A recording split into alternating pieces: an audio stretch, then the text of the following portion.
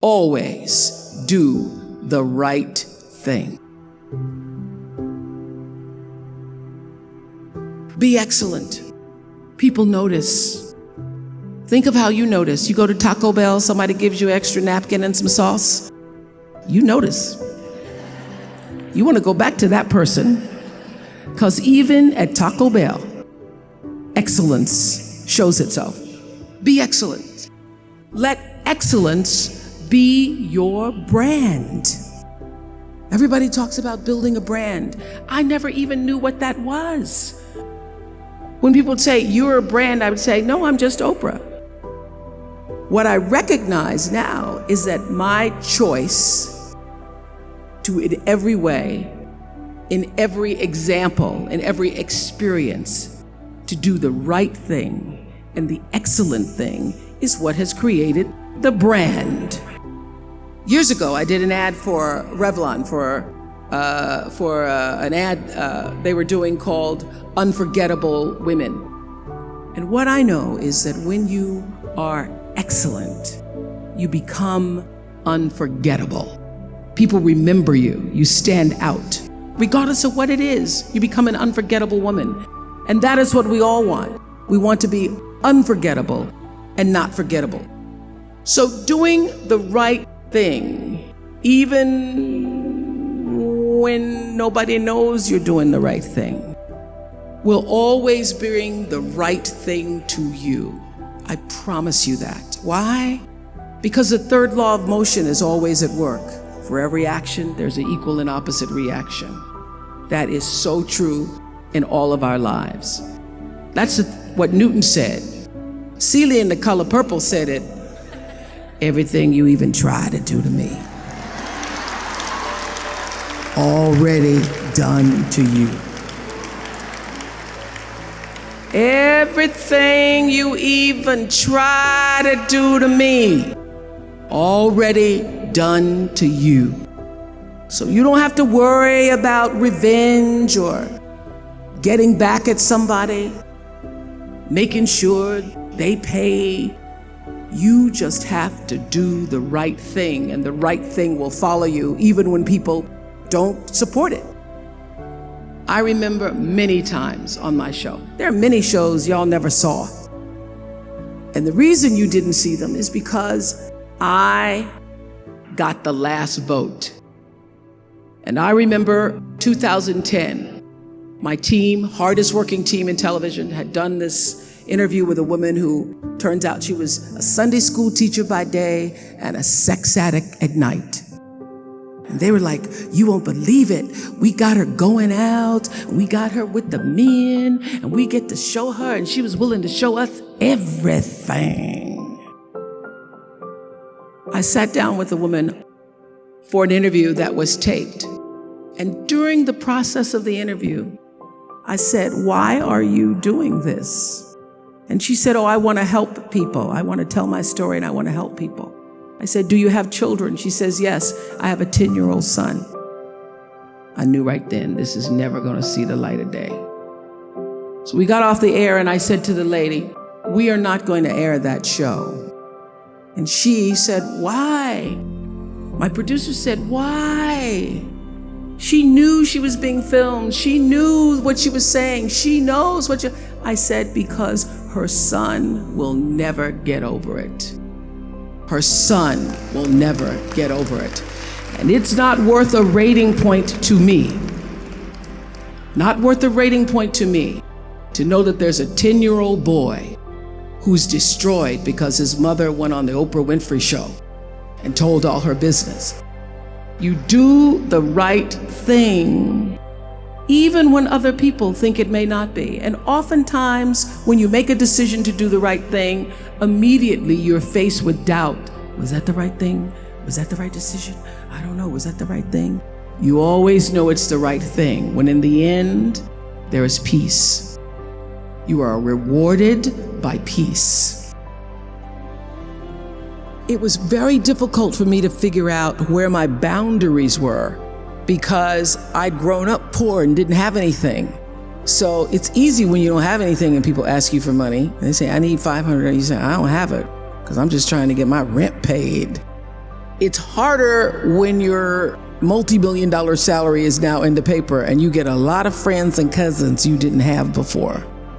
So how do you set boundaries for yourself? I was having trouble setting boundaries for myself for even strangers. People would just show up at my door in Chicago and say, "Oprah, I left my husband, please help me." And I would, because she knows I have it. So what I learned is that, the reason why people keep showing up is because my intention is to make them think that I'm such a nice person, that you can ask me for anything, you can get me to do anything. I'm going to say yes, I'm going to say yes. So when Stevie called me this time, I thought I'd try out my first no on Stevie. Let's start big. He wanted me to donate some money to a charity, and I didn't want to donate to the charity because I have my own charities and I care about a lot of people. But the problem is when you have money, everybody thinks you just want to give it to everything. So every letter I ever get starts with, "We know you love the children." Yes, I do love the children, but somebody else is going to have to help the children. So I said to Stevie, no. And as a person who has that disease to please, I was waiting for him then to say, "I will never speak to you again. I will never call you. I will never sing a song for you." And he didn't. He just said, "Okay." "Okay? Okay, it's okay?" He said, "Okay, check you later." And what I learned from that is many times you will have angst and worry about things and put yourself in a state, like someone said this morning because their phone went off, they were mortified over a phone. I said, "Really?" You will put yourself in a state when the other person really isn't even thinking about you. So learning that I could specifically determine for myself what the boundaries were for me, what I wanted to do, give my money, give my time, give of my service to who I wanted to give it to when I did, that I get to make that decision. And just because you get 100 requests a week doesn't mean you have to try to fulfill all of that. Just because you have all of these demands on your time and on you doesn't mean that you have to say yes. You get to decide because you're the master of your fate, the captain of your soul, as William Ernest Henley said in Invictus. And understanding that really changed the meaning of my life, in that I was no longer driven by what other people wanted me to do, but took charge of my own destiny, making choices based upon what do I feel is the next right move for me. Let failure be your friend. There are going to be times, of course, where you're going to win a lot. A lot of things are going to go your way. And it's wonderful to bask in that adulation and to feel proud of your successes. But there are also going to be times, the satisfaction that those moments bring, nothing can compare to that. Those victories will feed you for years to come and help you stay committed when your tank is sometimes empty. Winning is great. It's fantastic. I love it. I love being number one. I love winning. But it's the times when things go wrong, when you fall or fail, that you're actually going to learn the most about yourself. You know, all those years on the Oprah show, 25 years, we were the number one show for 25 years. And that's because I lived with the intention to serve the audience. The audience came first every show. I would sit with the producers and say, well, I can't do that because I can't find the truth of myself in that show. I have to have a thread of truth to be able to hold on to. So I knew so well the audience. I felt like I was the audience. The audience was me. And I felt so connected. And then I ended that and started a new network. And I flailed for a while. And I was really upset with myself. But I will tell you that when I was able to shift the paradigm to start to looking at, wow, what I have instead of what I don't have, what I have instead of what I thought I'd lost, I was able to begin to turn things around. But it's those moments of being of uncertainty. It's the moments where, all of my mistakes show up on the evening news. You can make a mistake. I can tell if I've done something wrong. It's on the CNN crawl. I can read about it. But learning from the moments where things weren't going so great, being able to get still, to connect with that which I know is God, the force, the power greater than myself, and to come back and realize that in order to move forward, you move forward by taking the next right step. You don't have to know everything to do. You don't have to know all the steps to make. Just what is the next right move.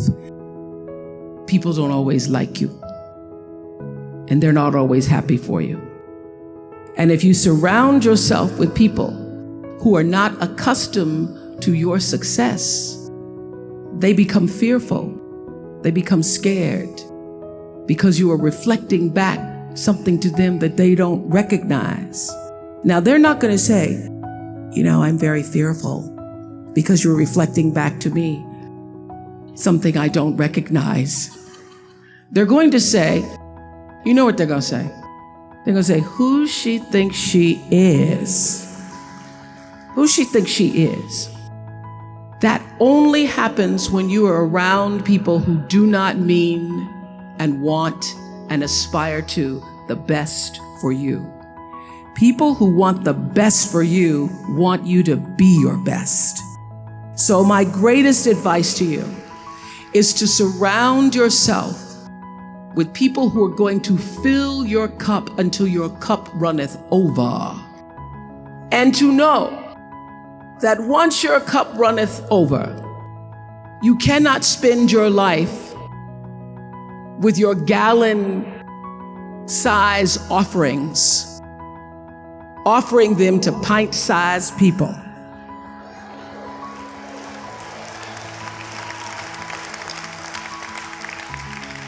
You have got to surround yourself with gallon-sized people who can hang in the same company with you